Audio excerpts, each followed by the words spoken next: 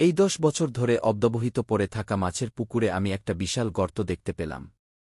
Wow, গর্তটা দেখো, কত বড় আর কত গভীরে। আর দেখে মনে হচ্ছে বাইরে এখনও জল আছে। কিসের গর্ত এটা? মনে হচ্ছে যেন একটা হলুদ মাছের গর্ত। চলো এটা খনন করি। ওয়াও, এই খনন করার জায়গাটা বেশ গভীর। মনে হচ্ছে এই মাছটা এখনও ছুটে পালাচ্ছে। আমাকে ওকে বাইরে বের করে দেখতে হবে।